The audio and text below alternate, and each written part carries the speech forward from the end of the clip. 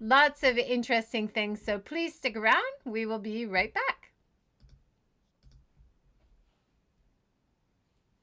Hello.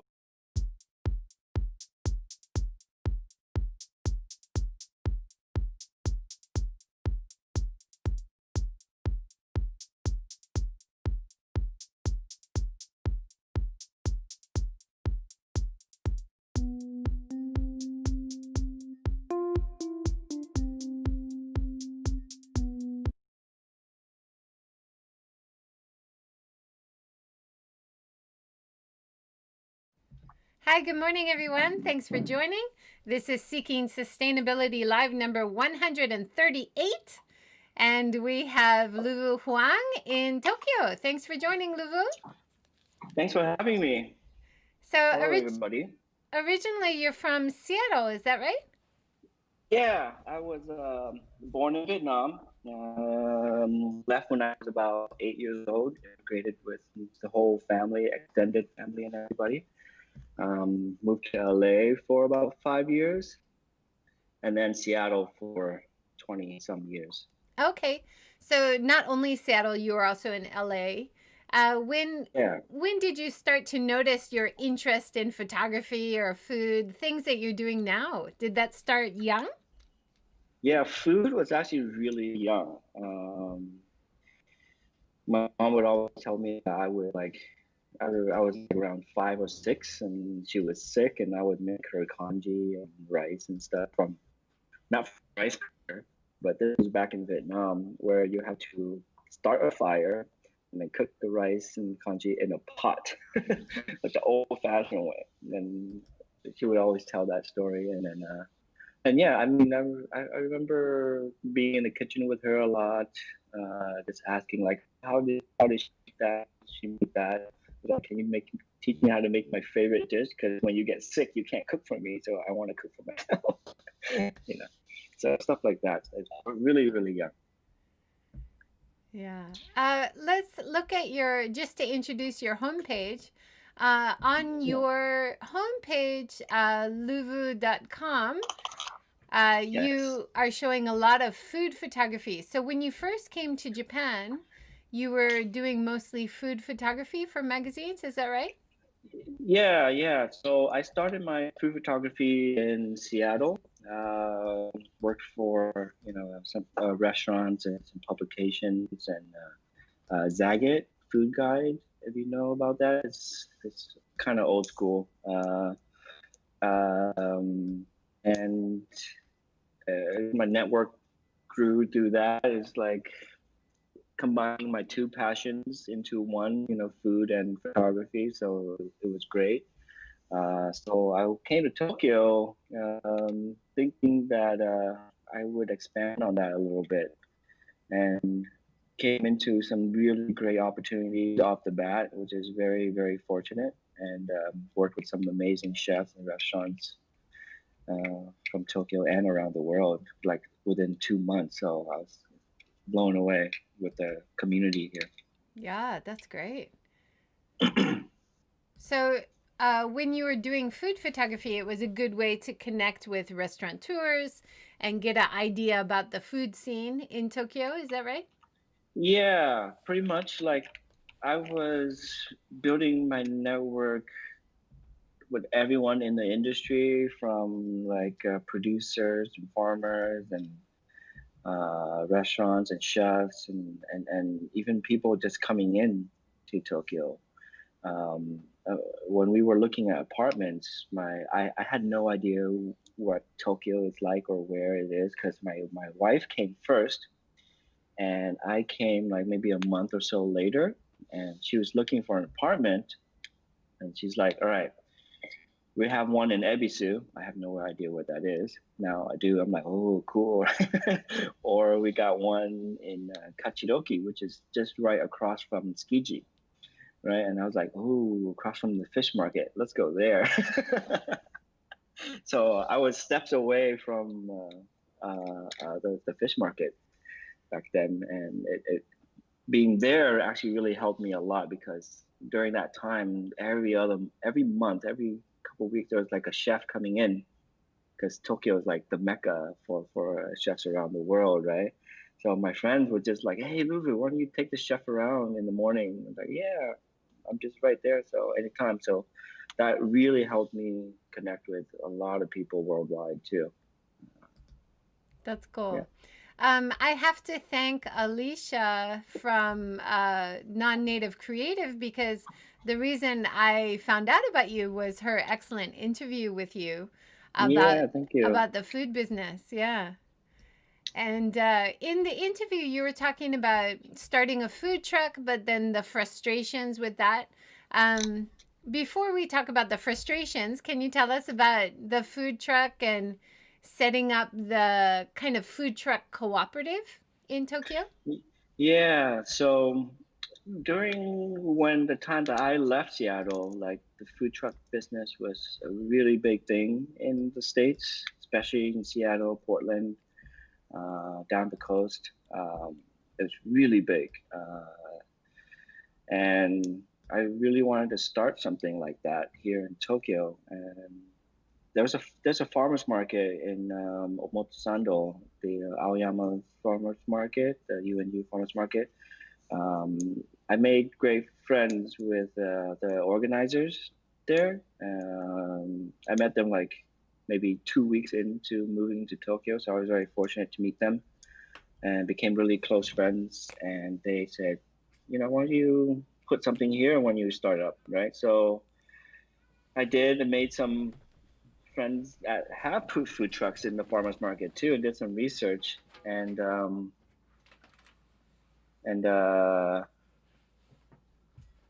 Yeah, go ahead. I decided to, just make the jump, got some friends together and put some money together and start the business. I had no idea what I was doing at the time, So of it was course. a Vietnamese restaurant, was it? Yeah, it was a Vietnamese banh mi, the sandwich.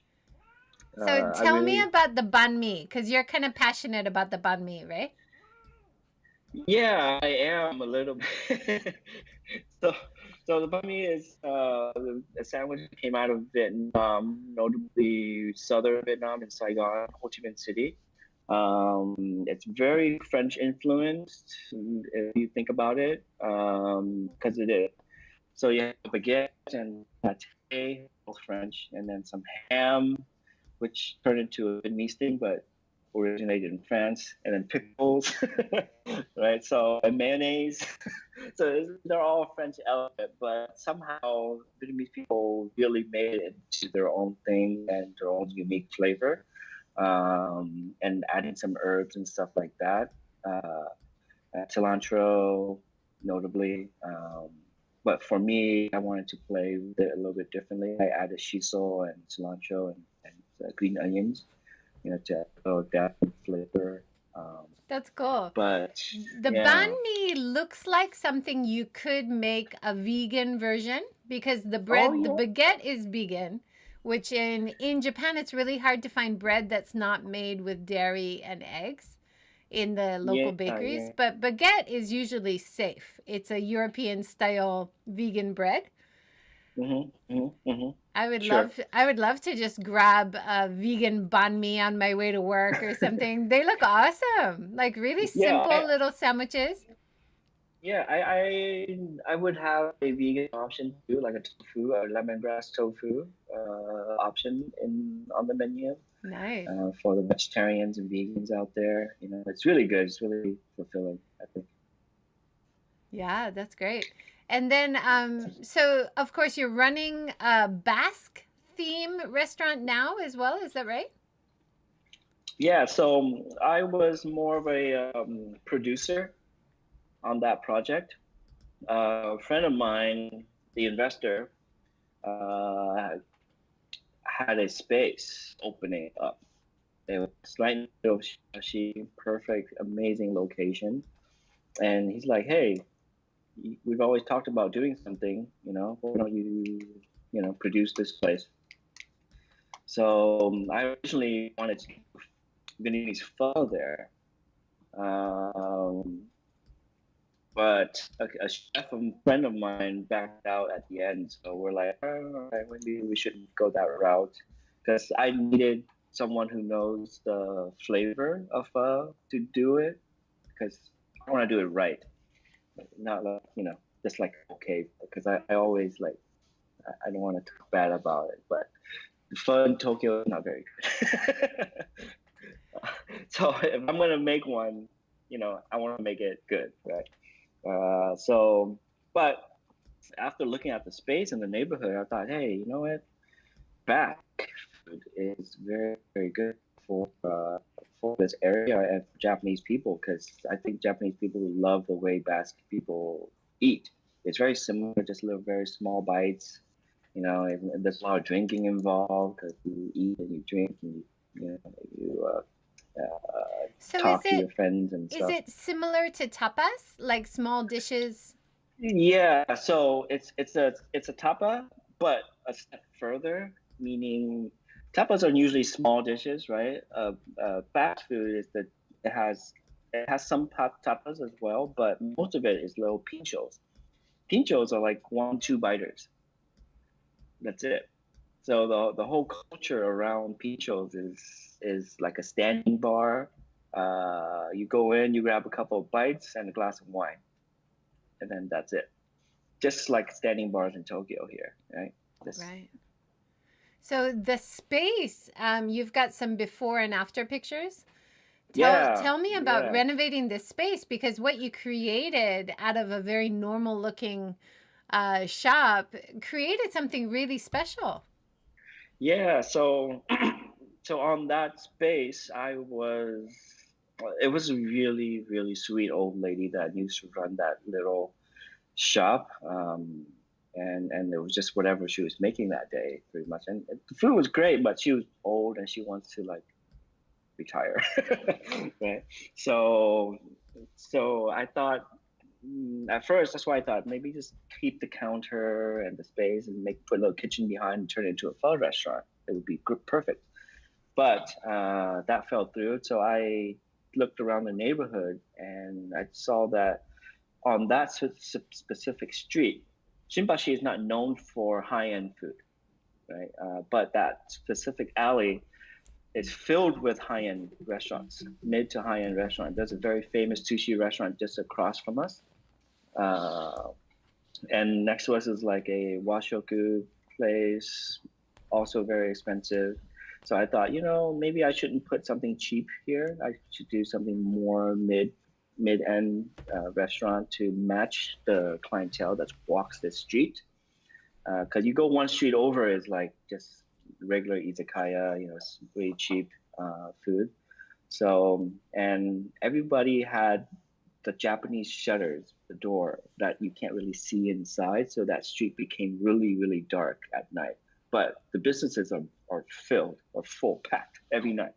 So I said, maybe we should design this space so that it will attract people, letting light out, people can see in and feel welcome, um, and make the interior warm and inviting, and create like a space where people are comfortable to talk to strangers. That's what I wanted that space to be, because that was my perception of San Sebastian when I visited, and everyone was friendly. You're stuck next to the person you don't know, and you end up being friends with them in like 15 minutes. So I want to create that culture in that space. I love that idea. And I feel the same as you when I walk around places in the old style backstreet restaurant areas. And like you said, all the front of the restaurants are all shuttered or very hard to see in. Maybe Yeah, even just because of the noren that hangs in yeah, front, right? yes, yes, But what you've designed with the white front and then the big window and the light, the glow coming from the inside out to the street, that's really clever to yeah. make it Thank you. inviting, right? Yeah, the investor and the contractor was like pushing back on those ideas, and they're like, Japanese are not gonna like it. They're not gonna like it, And I'm like, it's okay. I did this to attract people because we're new. We are trying to be something different in this alley, right? And we don't really have a brand or a network or anything like that. So I want people to be able to walk by, see everything that we're doing, and be like, hey, I want to go back there later or next time, right? And within the first week, my investor was like, you know what? It works because he's sitting there and he sees people stopping. They're like walking. They're like, what's this? so, it proved my concept, Yeah, and I'm very happy absolutely. about it. And then if you look at the what it looked like before and how dark it was inside and how you have created all this light wood and light, interior to really make it so bright, plus lots of lights as well. Yeah, yeah. So, like I said, I really want to make this place warm and inviting, um, from the outside and once you're sitting inside. That was the whole idea. Um, and the warm light was very key to that, and all the wood, um, and I just want to keep it very clean and simple with all the white, and the white and the blue, the royal blue that's on the door. Those are our Basque colors, the national color. So I wanted to keep that in there too. But at the same time, those colors really pop out of that neighborhood. So it works in favor of both. You Yeah, it's um, great. And let's talk about the food. What is the food like? Because of course, as a food photographer, you have some very beautiful photos of the food as well. thank you. The food is so Basque country, San Sebastian, the city, is my favorite food destination of the West. And it's in a great, great location. It kind of reminds me of Seattle, where it's right on the coast. Um, so you get all the seafood, but it's also in the valley of the mountain, right? So you get all the mountain food, mushrooms and wild plants and wild game and stuff like that. So you get the best of both. And the seasons of summer and fall and winter, you get it all, right? So the food is very diverse year round. Um, so basically, the Basque cuisine is a kind of like a drop board of France and Spain. So it's a mixture of both techniques and flavors and all of that into one. So it marries well. So I would always say like, oh, it's like Spanish, French, mountain, and seafood all combined into one place, one little town. So it kind of it seems like using fresh local ingredients, having fresh things every day. It really goes along with the Japanese traditional style of dining as well. So I could Yeah. imagine this really being popular with Japanese diners. Have you found that? Yeah, well, we were really surprised that we got really full right off the bat. And also because it's a small space, it's not hard to fill up. But yeah, Japanese. I knew that Japanese people would love this cuisine. I knew they would love the location of the city and the atmosphere and the culture and the eating culture of the city. From the very first time I went to San Sebastian, and I remember saying to my newlywed wife, that was honeymoon nation. Um, I was like, Japanese would love this place. And turns out, like in recent years, it's been a big, right before the virus, of course, it was like a big destination for Japanese people to travel to. There's a lot of marketing. NHK had a few shows specifically for backcountry and stuff. So I thought, the eating style is just very similar, just different flavors. Yeah, interesting. On the screen right now, I'm showing it looks like squid. like a rolled squid with some olive oil and sauce and herbs, and then omelet. It looks like a maybe tortilla style omelet. Yeah. So the omelet is a tortilla española. So it's basically just like the Spanish tortilla omelet with potatoes inside. There's a little runny, and it's delicious, delicious snack all day. And the squid was one of my favorite bites that I had when I was traveling there. So the squid is just really quickly sautéed whole with some white wine and garlic and olive oil, and then on top of it, there's this brown sauce. It's chestnuts. So you get like the saltiness and the sweetness combined into that dish. I love dishes that play with those two flavors, salty, sweet. Uh, it brings out like extra umami, I guess, for people.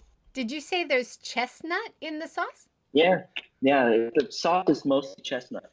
That's so interesting, and not Yeah, something you would normally pair with seafood, but yeah. You don't think, right? But I remember having it, and I was like, "Oh my God, this is so good." So, like I gotta take mental notes. yeah. But it goes the chestnut, the softness of the sweetness of it really goes well with the squid, the seafood, um, that dish. And it's just the really light flavors playing with each other. So You it, know. it looks like a lot of fresh seafood, local Hmm. ingredients. Is there also offerings for plant-based people if they wanted to go here? No, not at the moment. Not that I know of. Yeah, I haven't seen the menu lately at all. So, that's um, typical Japan. but plant-based food is very new here, and a lot of plant-based food that I've seen are like just Japanese teishoku style restaurants. I mean, plant-based.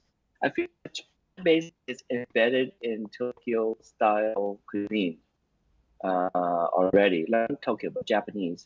It's just that they don't see it as that because it's so normal to them. They can totally go plant-based, 100% if they wanted to.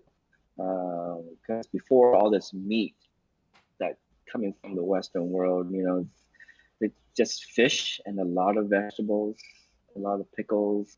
That's it. If they don't have fish, they just eat the vegetables and rice, right? So I think that's true that it would be an easy switch, and often I do consulting for destinations. They want more international travelers. So mm, of course, we say, "Well, do you have anything plant-based?" because it's going to be really difficult for people to spend time here if there's nothing. Like usually in a group, you might have one person in the group who's plant-based, right? So you want to have at least yeah, one option. And yeah, the biggest hurdle, it seems, for restaurateurs is getting over the dashi, having the fish based dashi. And yeah. so, talking about kombu dashi, seaweed dashi, shiitake mushroom dashi, right? Like talking about having the dashi is vegan, and then you can always build with On seafood it. or meat later, right? Like it's not Yeah, impossible. exactly. Not in Florida, and I think some restaurants do go that route, but just not many. Yeah. So, what is your role as you said you're like a design creator for that restaurant, or you were involved with So, the concept? so, So, yeah, so can you talk about that? basically, I did everything for that space, minus the cooking. So I built the concept, worked on the design and the atmosphere of the space, out the plates, stuff like that. And then the chef was in charge of like choosing the kitchen stuff, um, and doing, and I let her do the layout of the kitchen because I want her to build her own working space because she'll be the one that's working there mostly. And then from the menu design, the website logo, the sign, uh, everything. And then worked with the chef to create our initial menu as well and recipes. And the chef's never been to Basque country before. So I was like, hey, maybe we should take her there for a week. And then I'll take her around to my favorite locations because it's hard to cook that food if you don't understand how people eat it. Even though there's Basque restaurants here, I don't think it's representative of what they have over there at all. Um, so I wanted her to experience it, so that way she can like resonate that into the food, into the experience for the customers. Yeah. Yeah, We've had some nice comments from Mary. She says, "What a beautiful transformation of the space, and really thank well you. done. And the Basque food is delicious. I've had it before," she says. Yeah, it's my favorite, one of my favorite cuisines. Now, that Thank you. idea about taking the chef to Basque Country where she could see it real as it's, meant to be, that's such a great and an important element of doing things in an authentic way. Even if you, as a chef, change it to Yeah, experience that. And that exactly. that is something I heard you talking with Alicia about, that a lot of young chefs don't travel. Yes. I don't know. I mean, of course, this year, but in recent years, a few chefs has traveled a little bit more, but most of them have not.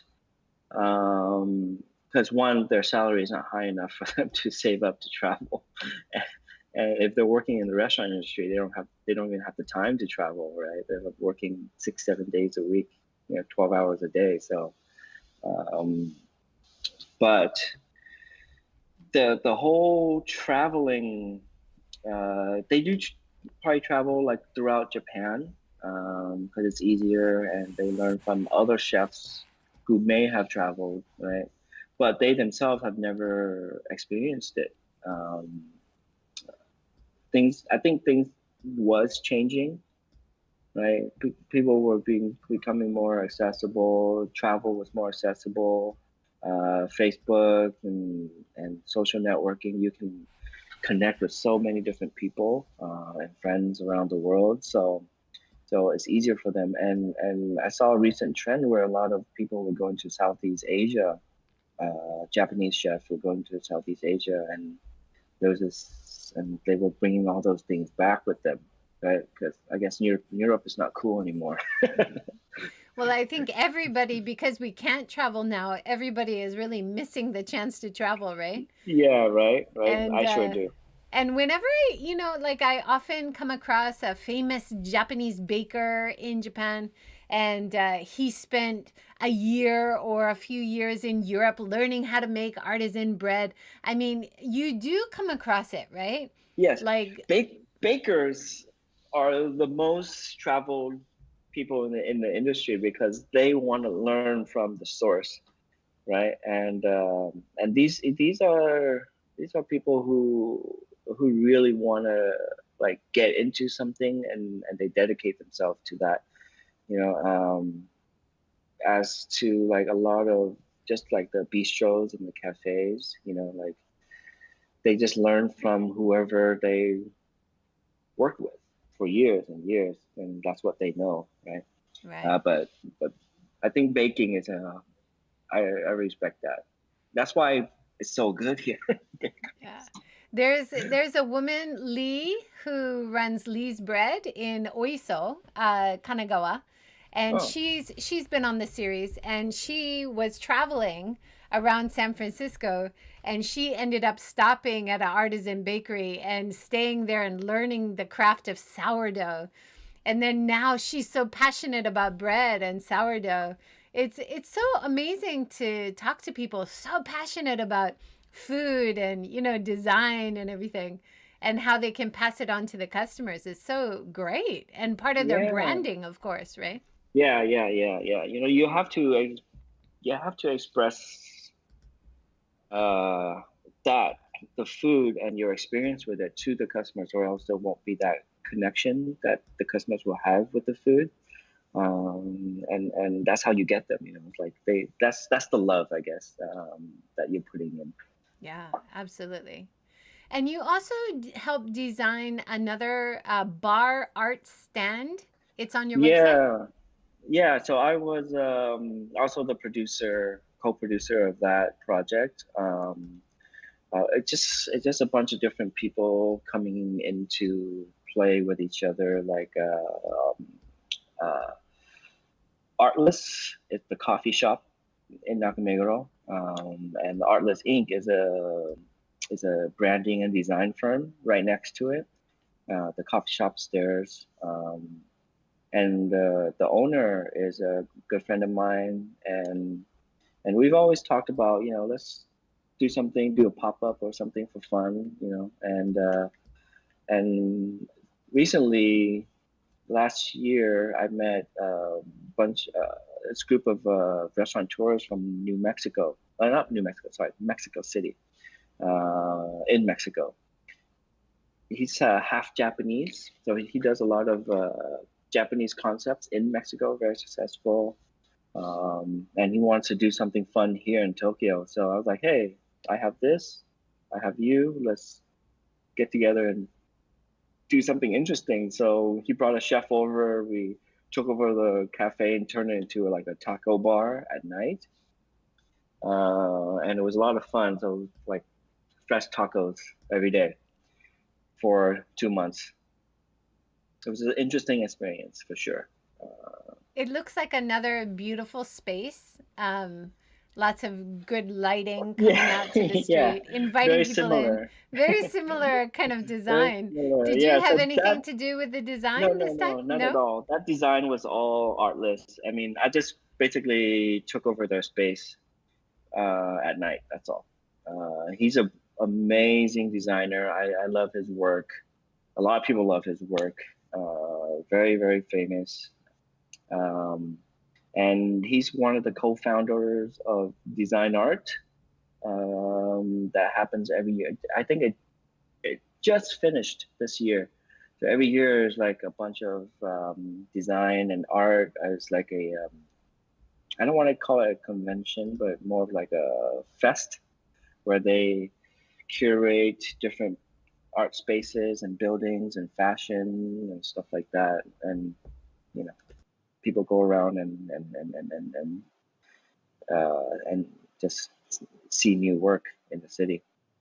That's great. It's a great idea. And I think art goes so well together with food, of course, because the way food is presented at these restaurants that you're showing, but also so often in Japan, the presentation of food is so beautiful. Yeah, So that's that's why they a call it culinary arts, right? yeah, that's right. Yeah.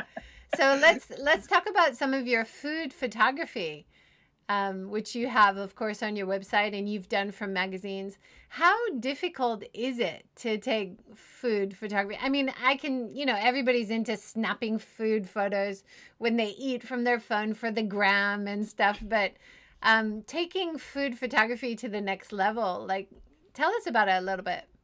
Let's see. Difficult to Uh, explain. food photography is like, I guess it's like product photography. So you just got it's all about lighting. So you gotta get the lighting right.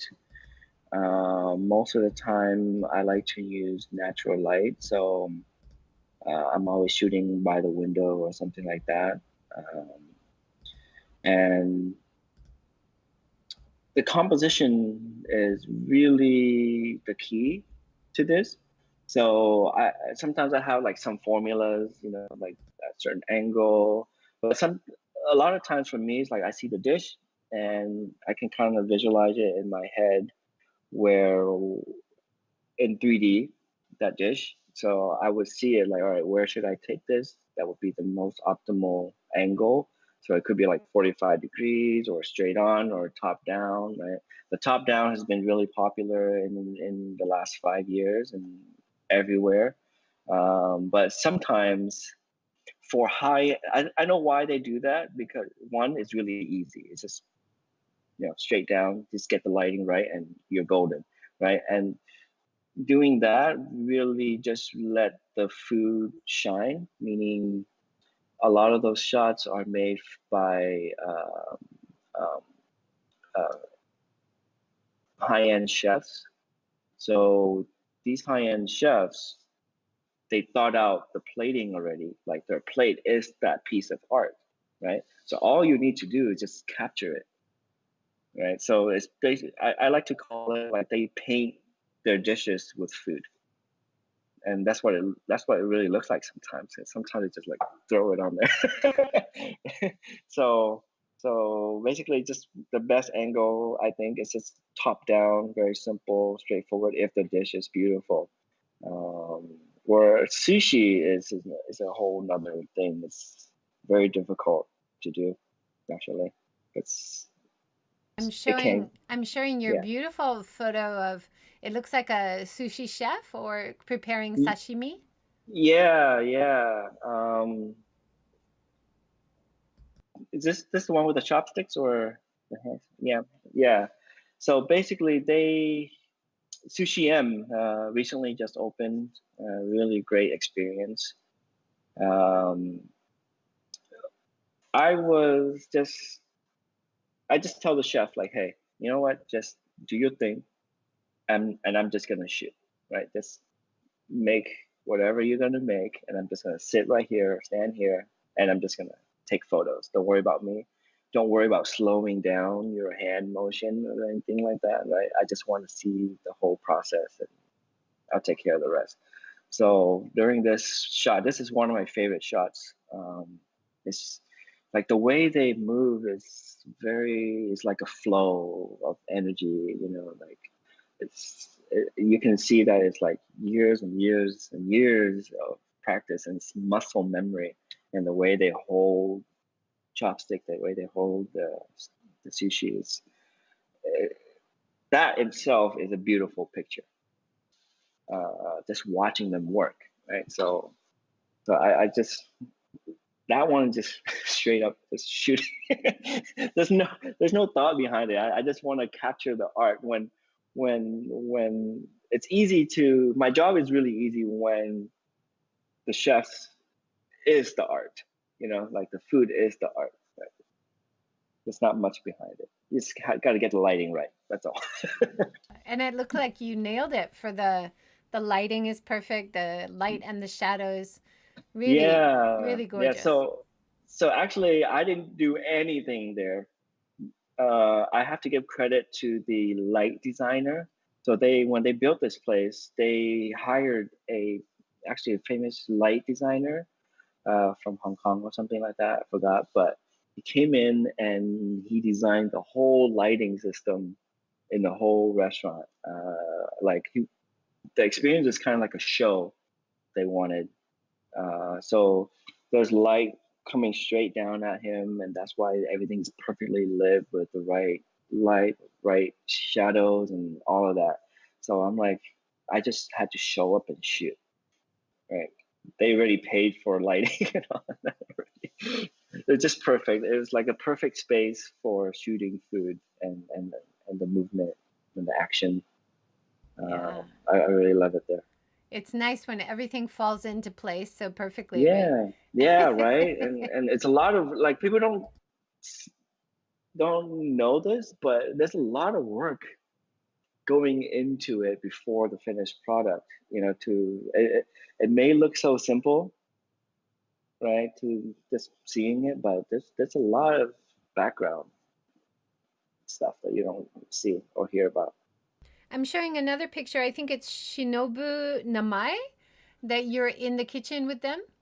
Yeah, so I was yeah, Namai-san is great person, great chef.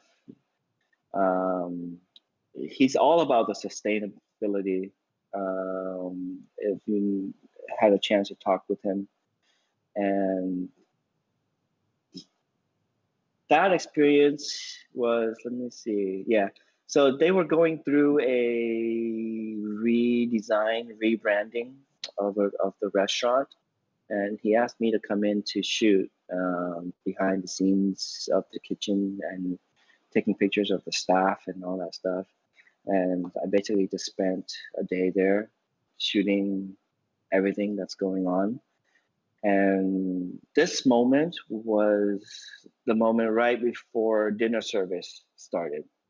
So he was just talking to his team and and kind of like planning out the day, the rest of the evening, and like who's coming, what to do, and just the pep talk before the game, right? And he's as I was like right there and just capturing the moment, and it felt like he's pretty much the leader, right? The captain, and everyone's attention is just on him, and I wanted to capture that somehow, and this is what I love most about photography is like the journalistic style. It's very similar to like street photography style, where you're just capturing the moment, but not just sticking your camera out and shoot. Like, how do you tell that story? Right? How do you capture an image that tells the story that you see right now? Right? And at the right angle, and make sure that his face is showing and expression. Right? Yeah. Yeah, beautiful. And it seems like you've really captured his character, which is so hard to do in photography, but you've done it really well. Like when I see this photo, I'm like, I'd like to work for him. Or I'd like to go to his restaurant. Like you can tell from the photo that he's a really good character. Like he's got a good persona coming out. Yeah, That's so yeah, hard yeah, to yeah. He show. has a very strong like aura, very good aura, like just flowing through. I think he's a great leader. He's trained a lot of great chefs, and he himself is very zen. Like just talking to him is like he's always smiling and soft, and Oh, nice. Yeah, yeah, yeah, please introduce me. I'd love to talk to him. If he's doing yeah, sustainable restaurant stuff, definitely. yeah, yeah. So I love his main dish. His main dish is a turnip, a Japanese turnip, and that's it. Uh, yeah, and that's the one dish that's on his plate year round. And the story behind that is he wants to feature this very very basic Japanese ingredient, right? And he wants to express it in a way for customers where every time they come back through the seasons, right, the flavor will change. So a turnip from the summer would taste different from a turnip from the winter, right? Summer would be a little more sweet, winter would be more bitter, right? So he wants to kind of express that through the year, and I thought, that's amazing. That is amazing. And sometimes doing simple things as a chef is a way to show your expertise. Like anybody can Exactly. grill a steak. Anybody can, marinate meat and make it taste good. But you take something so simple like a turnip and you elevate it, that's difficult, Yes. right? Yeah, yeah, yeah, yeah. The simpler it is, the higher the skill the person has, I think, Yeah, right? Because it's really hard to do something simple and make it super delicious. absolutely. And Isn't it in Italy they always say if they're going to judge a pizzeria, they would always only order the marinara, the very basic yeah, bottom yeah, level pizza. And if they can make that well, that's a good hmm place. That's yeah, yeah, wild. yeah. No, it is. It is like for me, yeah, I feel that way about like a miso soup for Japanese cuisine. If they got that miso soup down, the rest of the food is amazing because you have that palate to make that dashi, right? And then same goes for Vietnamese food. It's the fish sauce that comes with the meal. like if I can taste that fish sauce, I can tell if the rest of the stuff is going to be off or it's going to be right on. It shows a lot. The very basic thing that people overlook. They're like, oh, that's just a condiment. I'm like, no, it's like No. Yeah. that's the That key. for people who know good food, they know the basics are everything, right? I saw a great interview that you did with, was it Metropolis? Talking about coffee, how you really respect the coffee culture, like artisan coffee shops in Japan, and how they're doing it so meticulously. And I've noticed this in Japan too. There's so many great, like small entrepreneur, slow brew coffee Yeah, shops, right? yeah. Man, the coffee shops here are so good. Like I didn't. I am from Seattle, coffee city. There's a Starbucks in every single corner, and I never drank coffee in Seattle at all. I did not like it. I was like, why do you guys drink this stuff? It's so nasty. Sorry for all the Starbucks stinkers. But I did not like that coffee. And but until I moved to Tokyo, when I started drinking coffee at all these, little cute little shops all around the city, I was like, wait a minute, what's going on here? Why is it so good? Why is it different? And so I started studying coffee and learning more about it. And I realized, like, you know, before I was just drinking burnt coffee beans. Here, they're taking like a more of a, I guess, chef's approach to coffee, where roasting a bean has a recipe, it's all about timing and temperature and humidity and pressure and all that stuff in the roaster, right? And a lot of the coffee that we drink are made from the espresso machine, so it needs to be roasted dark, Italian roast, and the French roast is also dark, right? So when the third wave coffee came, that's when people realized, hey, you know what? Not all coffee beans should be cooked that much, like like a steak, right? Not all meat should be well done because out of fear of whatever, right? There is the right temperature for every single bean and every varietal and every region. So it's up to the roaster to figure that out, to experiment, to be like, all right, this one from this location needs to be like this. And that's their own recipe. That's why each shop has its own character and own flavor. Um, Yeah, yeah, that is so true. We have a lot of great artisan coffee shops in Hiroshima, so you should come and yeah. visit. It's not just Tokyo, and of course, most things are just Tokyo, but not this one. I think you can find great artisan coffee around Japan. I love it. Yeah, they're all over. They're all over. I love it. Anywhere I go, I always look for a coffee shop. Yeah, for sure. Let's talk a little bit. Let's go back to the Kanda canteen that you kind of collaborated with other food trucks and you tried to get started, because that really sounds like such a great idea. So even if it didn't work perfectly, tell us a little bit about it, because I think this model could definitely be applied to other areas, not just Tokyo, but other areas of Japan. Yeah, I thought that I think this model would work better outside of Tokyo, um, maybe because of land. Right. There's the accessibility to land, and the one I wanted to, when I started food truck, it was so hard to find a space to park legally and do business. It was really hard, and there's several companies that will provide you a space, but they take 15% of your sales. That's huge. that's not even 15% of profit. That's 15% of total sales.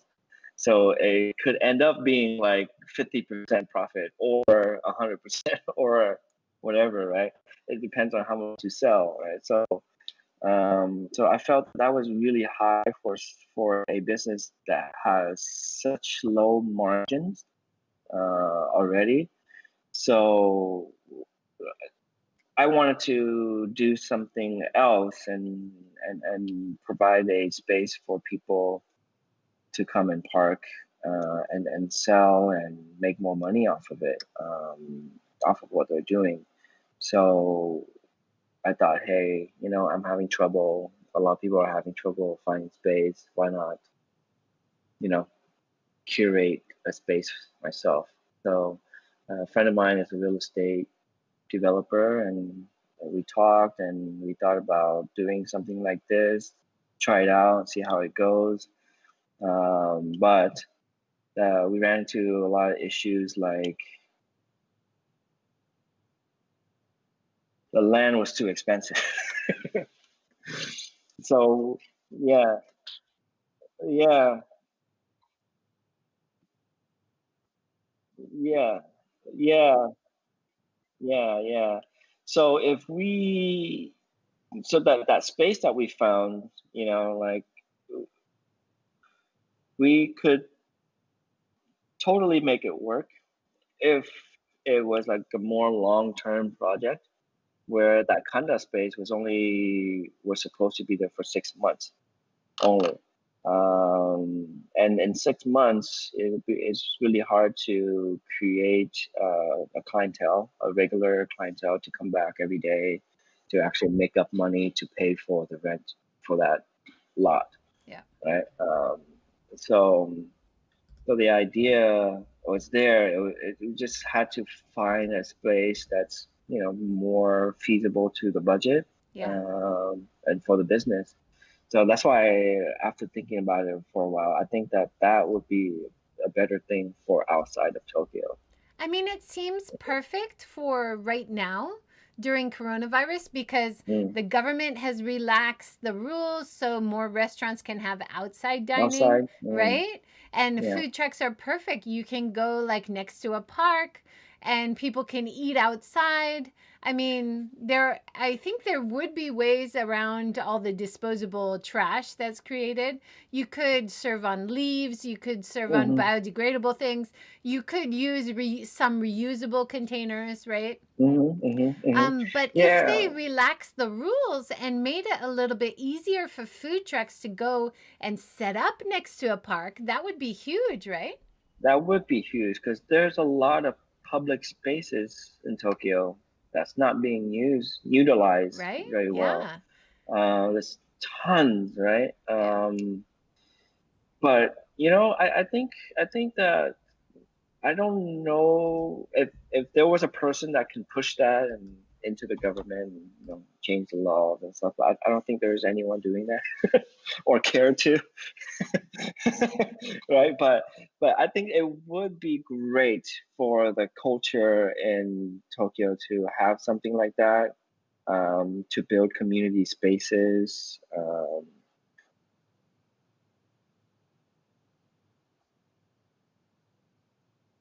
Mm,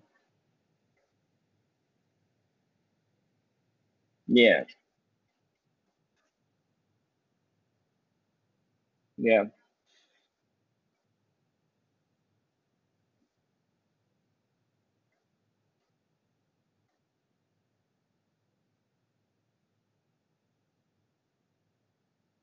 yeah, yeah, yeah.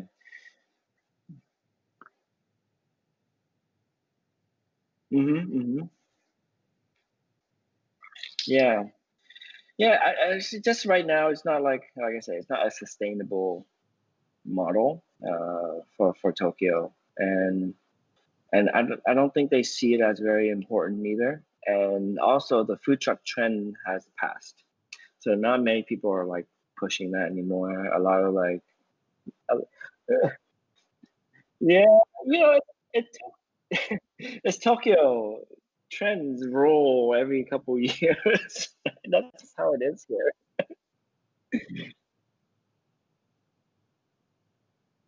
Mm-hmm.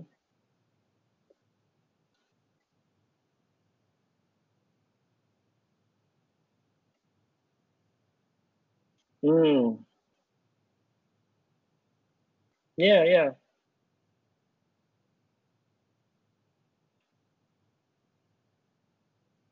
yeah. Seriously, seriously. Yeah, there was stuff around that. I did some research around that as well. The yatai is what they call it. In Fukuoka, there's that culture is thriving. Um, but Tokyo, from what I learned, I don't know how much of this is true, but from what I learned is that yatai culture was really big in Tokyo as well. Like, people watch old movies and they see those like people running up to these carts and eating ramen and then running to work or running home, right? Um, but a lot of it was curated and controlled by the yakuza. Oh, So the government wanted to clean up the streets, yeah. I've right? heard that about like at festivals, the food stalls as well. Uh, That's what I heard as well. I don't know how much of that is true because it's like attached to a temple, uh, but I think part of it is, or else people wouldn't say. But the whole yatai culture, the government said, you know what, we're gonna clean the streets and kind of kill down this type of business, so they can foods in general yeah. because Well, of that. maybe I mean there's always new ways around these hurdles, right? Like if we just think of a new style that maybe wouldn't be as similar to compete with these already existing styles, I think there's always Yeah, creativity and innovation, and that's kind of your forte, right? yeah, it's been hard like this year though. It's like a bomb just dropped on the whole world, right? And I've been trying to think about like how is it going to look like in the future? How will the whole industry be like in the future? Like what can I do to kind of like innovate ideas and Yeah. concepts and stuff like that? And yeah, like it's difficult right now. Yeah. Um, yeah, like, but during this time, there's a lot of time to think, a lot of time to just reflect on the past, and think about what I did not ever think about is a sustainable lifestyle, Mhm. right? Food industry is not a sustainable lifestyle at all. Like the way it works, the all the things you have to do, the hours, all of that is not sustainable. So that's why a lot of chefs around the world are changing it to like 4 day weeks or instead of like having a 7 day week for their workers. So and for myself, it's like it's unsustainable. So I'm trying to figure out a new path for myself that's more sustainable for my soul Yeah, and for your family, right? and Because family, of course. Like, you've got it's, two gorgeous little boys and your wife, and yeah, you got to you find know, a balance, right? yeah. It's not just yes, of course, the work-life balance and the sustainability of family life, but for me, the reason why my number one reason why I wanted to start my own business is I wanted to create like a legacy or a company big enough that my children can take over or build something that they can have more freedom in the future because I see that the cycle of life for a general person is not sustainable Yeah. already because what do, right? We go to school, we go to work for a company, we drag about it every day, we switch companies and keep doing that cycle until we retire. Yeah. And then by that time, you're like 65 and what, you have no energy left to do what you want to do, right? And for me, I didn't want to be a part of that cycle. Um, and I wanted to create a different cycle for my children. And during my path growing up and doing business, is like I run across a lot of like rich people, like the wealthy, and I see their lifestyle, and they can, if they have an idea, they just go out and do it, right? Because they have the means to do so. And for me, here I am, I have to like prepare and convince them like, hey, this is a great idea, do it with me. That's also draining as well, right? It's Yeah. like so I wanted to create opportunities for my children, so Nice. that way they don't have to go through all these things that I'm going through as an entrepreneur, I guess, Yeah. to find investors and always coming up with new projects, blah, blah, blah, and worry about all those things. And also, I don't want them to go through the path my wife is going through as well. She's a part of the wheel. But thanks to her, there's a base where I can do this as well. So she's kind of like the rock of the family. Um, but she's going through that cycle, she's working up the ladder, corporate ladder, paid and Yeah. that stuff. But I've there's talked there's a to, lot of stress there of too. So course, and I've talked to yeah, so many women in the series who were working, including myself, were working for very secure full-time jobs and decided to leave just because it yeah, wasn't sustainable. It was taking too much of yourself. You were away from your family. And I think, it sounds like for you as well, yeah, being yeah, someone invested in your family, it yeah, you have to kind of find your own path, but that's not a bad thing because along the way you're creating new products, new innovation, and new services which we are all seeking, right? yeah, So, yeah, yeah, yeah, exactly. And we have to find those things. yeah. And like from like my my wife, she came from a very well-to-do family, and went to a good school. Basically, I want to be able to break that because I see like, okay, her father was very successful, put her through a good school, and now she came out, have a really great job and still successful. But then what? Yeah. Right? And she does that for our kids, and that cycle just keeps going and going Yeah. and going. And I was like, how do we break out of that? I It's think like, I think if you can be honest with your kids and take them on your journey of trying to seek out a more sustainable balanced lifestyle and work life balance, that's yeah, good for them because you're not just, like making it easier for them in the future, but you're building mm, skills and ideas yeah, in them to help them succeed.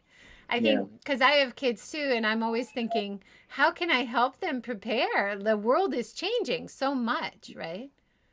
It is, it is, it is. But what So you're doing with innovation and creativity and collaboration, it's all great example for your kids. So well done. thank you, thank you, So that's our hour. We have to stop. Thank you so much, Luuvu. thank you. Sorry. Yeah, thank you very much for Thank you. having me. Sorry. I'm sorry. I think your photo has frozen, but it's a nice smile. So it's okay. We can still hear you. Okay. And good luck with all your future projects. I look forward to hearing more Yeah, about yeah. future endeavors. Thank you, thank you. Thank you so much, everybody, for joining today. Tomorrow, we're talking with author Karen Hill Anton at 1 o'clock. So please join us again then. Have a great day, everyone.